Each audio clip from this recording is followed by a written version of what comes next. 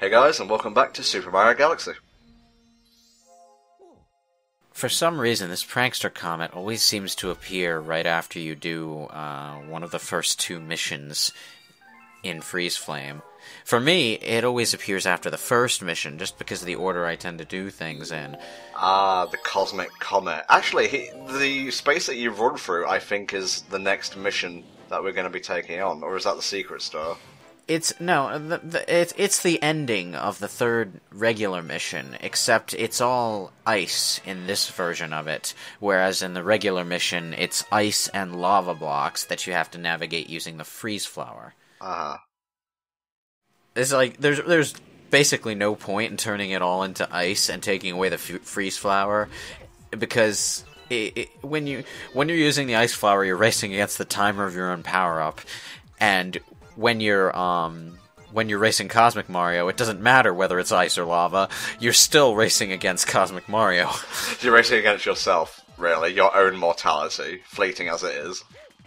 Yeah, it's one of those rare instances, intentional or not, where the prankster comic can act as a makeshift tutorial for the power star you're going to get eventually. Well, that's a good point, actually. Speaking of tutorials, we didn't mention this at the time we were doing it on the Ice Donut at the beginning of the first mission, but they did actually have a penguin that you had to catch with the skates, and that was there specifically to teach you that you could shake the Wii Remote to go into a spin while running on ice and start ice skating. And if you hold the Z button, you could actually skate backwards, which is amazing. Really? I didn't know that. I didn't know that either. Why? What purpose was that serve? It's not up your long jump. I guess, but it also looks cool as shit.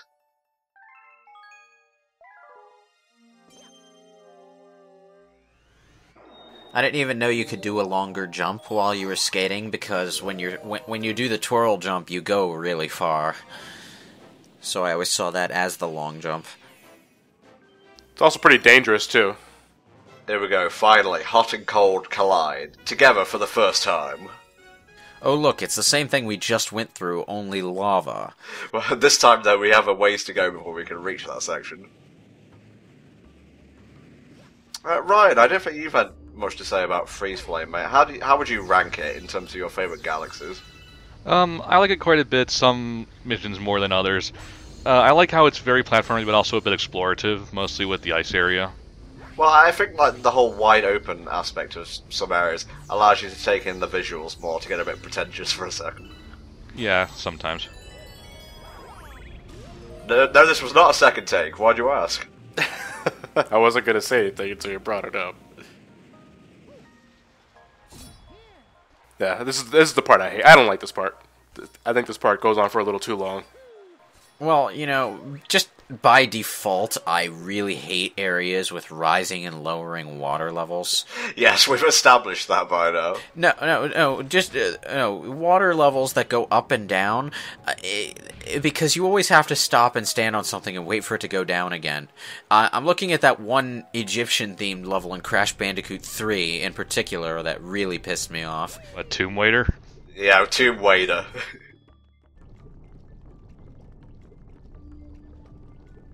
It's like, at least here in the water section, you can exist in the water for a bit. Yeah, it'll eventually hurt you because it's freezing cold, but still. And you don't spend too much time in the lava section. In fact, it's over before you know it. You're already done with the lava section. Took a whole 10 seconds. Tomb Waiter is a whole level of this that goes on for like 15 fucking minutes. You know, if I ever make a video game for you guys to do a commentary over, I'm going to put in like 10 separate levels where like water, lava, sand, etc. just rises and lowers really slowly. You'll never bring me down, Tom. I gotta try a lot of different various ways.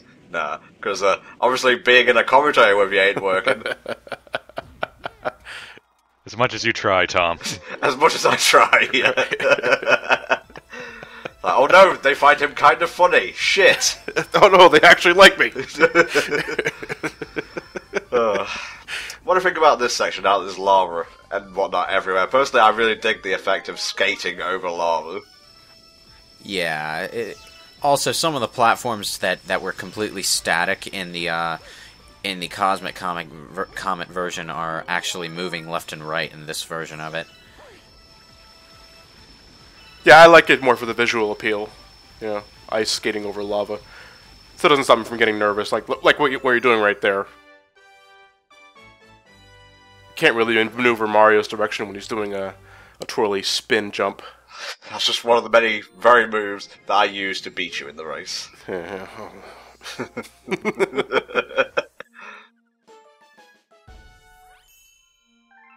Well, the skating mechanic does actually make me like ice physics in this game, which is not exactly a first, but kind of a rare thing.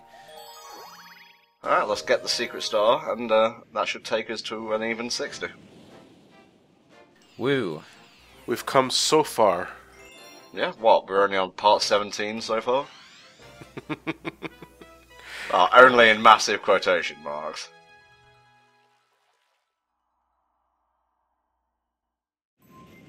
Now, this is the mission I was saying earlier that I sort of accidentally stumbled into my first time in the level.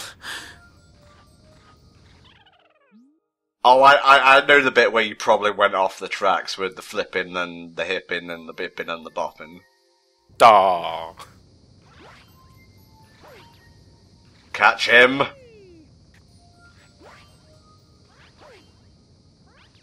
I don't like how you kind of have to do this all over again even after the first time. You think he'd have learned his lesson by now? Yeah, it's like you travel through time every time you take a power star. Wow, you look really familiar, sir. I mean, this other douchebag that I knew that used to teach ice skating too. How strange. I feel as if I've lived this moment before. What was that an impression of me or something? No, that is an impression of Farah from Prince of Persia.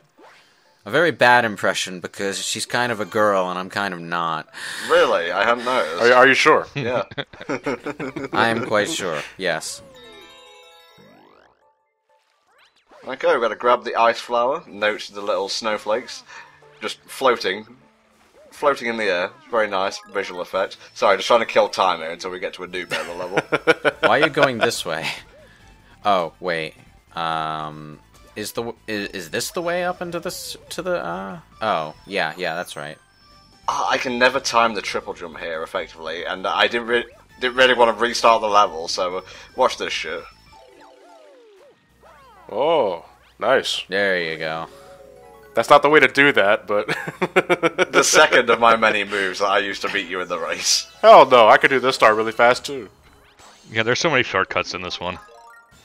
I got myself slightly mixed up because a few minutes ago I was thinking that to get up here you had to take the sling star that's down at the bottom, but no, that actually leads you up to a second ice slide with a health power up on it. Now, the purpose of this secret star is that they want you to use the fire flower to melt a lot of snowmen and to gain access to launch starts. However, you can use triple jumps triple jumps or backflip wall jumps with spinning to bypass a lot of this. Like all of it, in fact. I'm a bit more traditional, so I decided to play it safe this time around.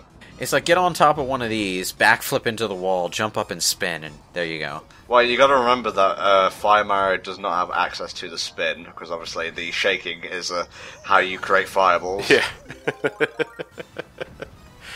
For every time Mario attempts a sequence break, he erupts in flames instead. Oh no, not to Peach, not again. Not again!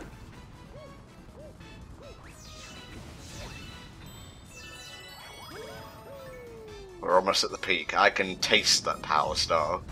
It burns! You know, it just occurred to me that someone actually gets paid to go wahoo over and over into a microphone. Hey, his name is Charles Martinet. I think you're fine. Also, isn't it strange how you never see Charles Martinet and Bill Farmer in the same room? What are you trying to say, Tom? I'm just saying, they look very similar. Just point it out there. If Charles Martinet is going to have an alter ego, it better be a superhero or a super villain, not another person. Next time Goofy opens his mouth, he's just like, wahoo! Oh wait, that's him already, shit.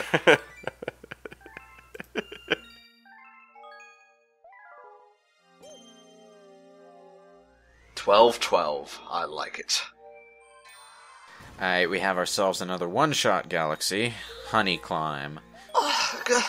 More of this? Not my favorite galaxy at all. Share the sentiment, mate. Especially considering there's like a whole nother B world later on that's just a recolor. I still think that's the worst of it. This is just a mini-game galaxy, so I don't mind this inclusion. Harumph, that's what I say to that. Well, I don't totally hate the wall climbing thing. I mean, I was a fan of Gex Enter the Gecko, so... I do get some Gex vibes from this kind of thing. So, I'm not laughing at what you're saying, it's just when you say the full title, it kind of triggers a nervous response, and I laugh instinctively. Is that nervous response related to the final hit and the final boss? Well, I mostly use level select and whatnot to get through that game, so a lot of it I skipped. Oh. Well, that's funny, because most of it is actually pretty easy. It's just the final boss that's a pain in the ass. Wall climbing. Wall climbing, wall climbing. Yeah, this is my entire commentary for this part. Wall climbing, over and over. It's going to be the rest of the playthrough as well. Wall climbing. Oh, wall climbing, wall climbing. I think I'm going to sense some serious wall climbing here. This wall climbing is rather, oh no, I don't want to sound outdated, but rather radical. Yeah, that doesn't make it sound outdated at all. Yeah. Fuck you, John. One of my top 3 favourite words, okay?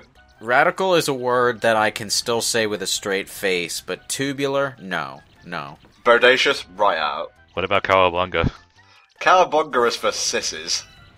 Cowabunga was never a word anyone could say with a straight face. Not even the Ninja Turtles, they had to dub it out.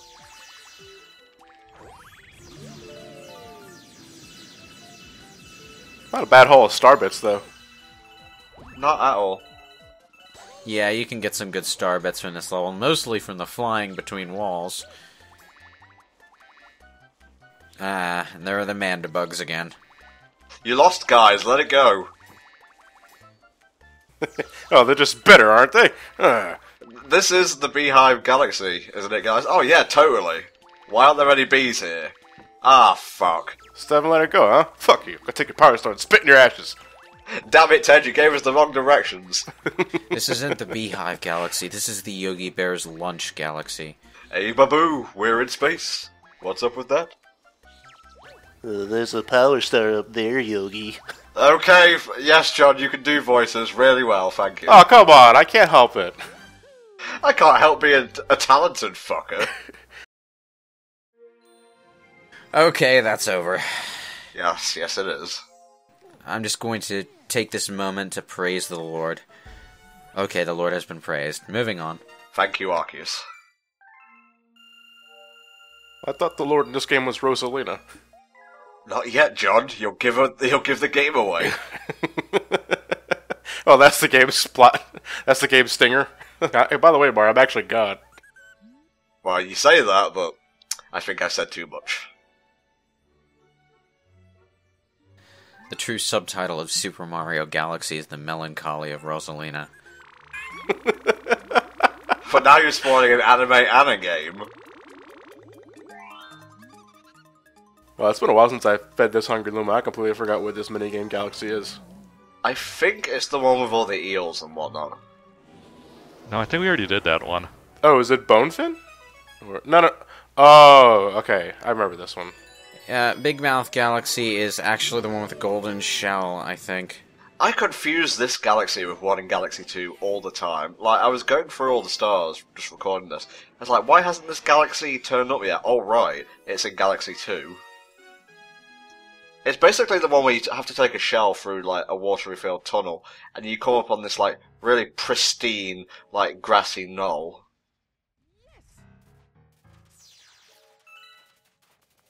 Hey, it's that old fucker who constantly shows up in places where there's no conceivable way to actually reach. What's that planetoid over there? I want to kind of go and explore it now. That little blue thing over there? Huh. You know, I never really noticed that. I'm not a terribly big fan of this galaxy, but it's actually one of the least offensive swimming areas in the game to me. When playing through it, I vomited only twice compared to three times. Well, they do a somewhat interesting thing with the water and gravity at the top here that kind of sticks out in my mind. Visually, it's great. It's got a nice little bit of atmosphere, if you could classify it as though. On the other hand, I'm not particularly fond of searching for star chips in the seaweed here. Well, if you build up enough speed, you can't just launch yourself out of the water and make it enough height to where it pulls you to the next one. Yeah. Easier to do with the green shell if you take the Koopa Trooper with you. Here's something I never really experimented with, but I figured I'd ask maybe one of you guys know. Are the water tornadoes dangerous? I think they just bounce you back, honestly, because I've tried riding into one. Well, I say try, it was an accident. But it just bounced me back, really. I do like the second layer of water that's a bit too high. That's sort of has that pocket of air in between. So I enjoyed that. Also, the gold shell looks really nice. And I know that's a weird thing to highlight, but just graphically it looks beautiful. Like, it looks really gold, as opposed to gold things in a lot of other games that just look shiny and yellow. Never be ashamed to proclaim your love of shiny things, okay? They never really brought back any multicolored Koopa Troopas since Mario World, I want to say. Now it's always red and green. Yeah, I miss the Koopa Bros. Not that much, since they're annoying pricks, but, you know.